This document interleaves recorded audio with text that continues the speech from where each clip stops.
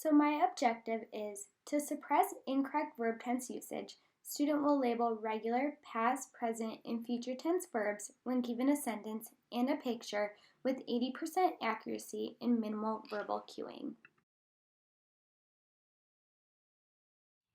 It's a beautiful day, so we decided to bring speech therapy outside.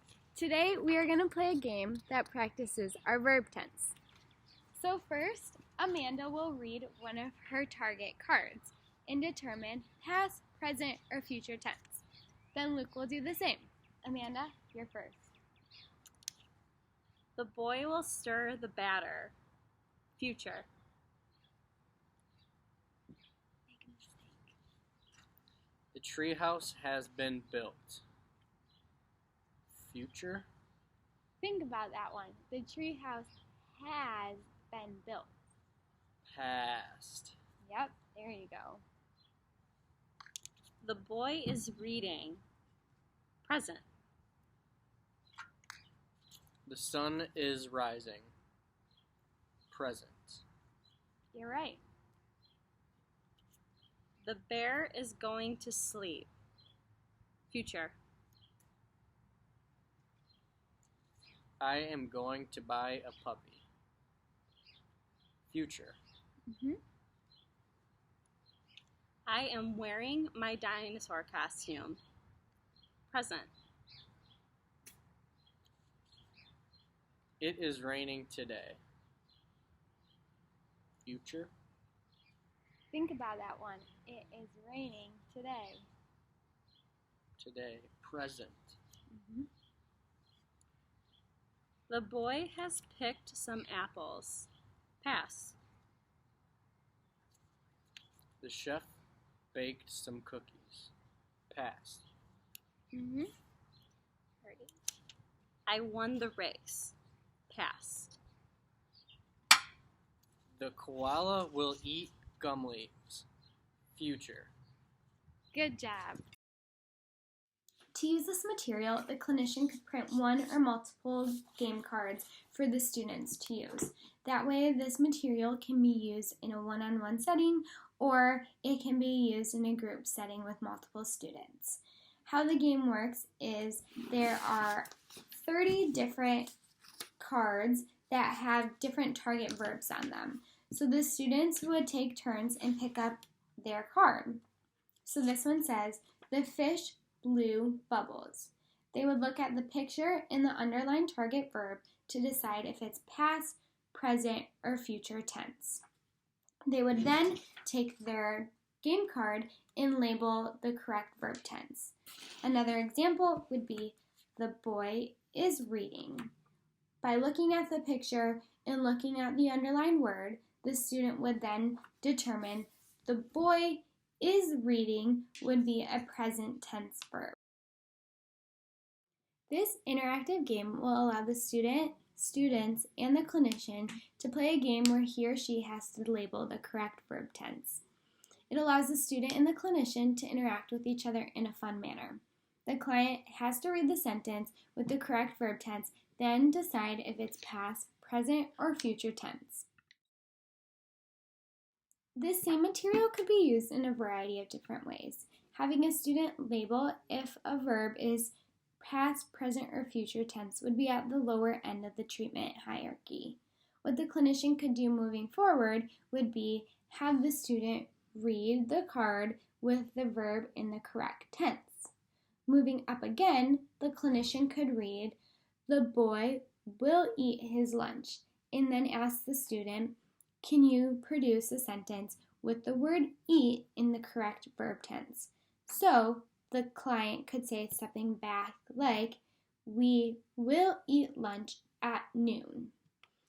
If a student is working on sentence structures, the clinician could also use the same material and adjust it a little bit by underlining the noun and having the student identify what is the noun and what is the verb in the sentence.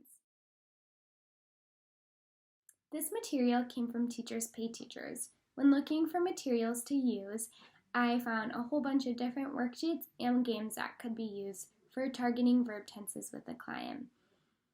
Why I chose this game is because it's a fun and engaging way to get the student to interact during therapy. A worksheet is great, but you don't get as much interaction. So what I would do is I would supplement the worksheet as a homework assignment for the student. That way, the clinician and the parent can have communication and the parent can see what his or her student is currently working on in therapy.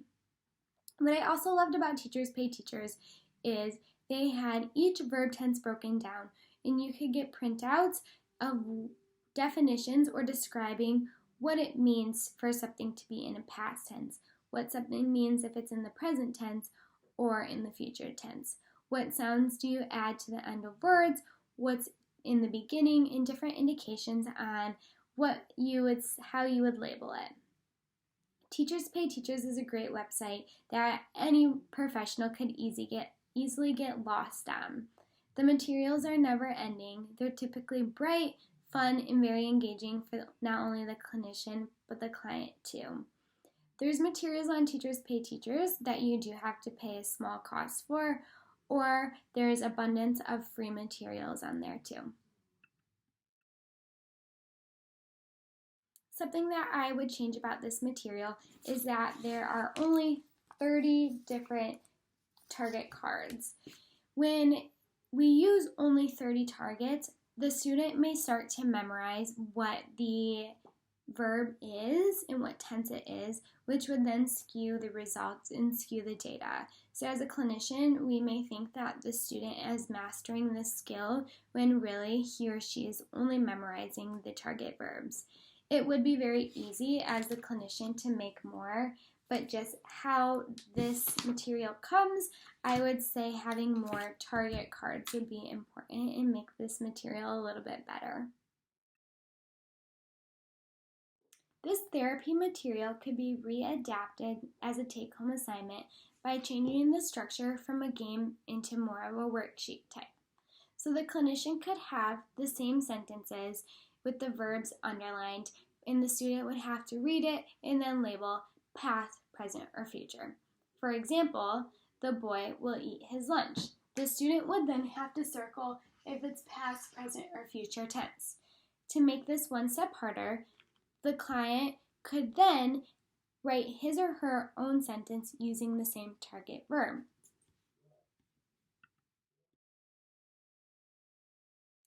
An alternative material that could be purchased to teach verb tenses is called Say and Do Verbs made by Super Duper.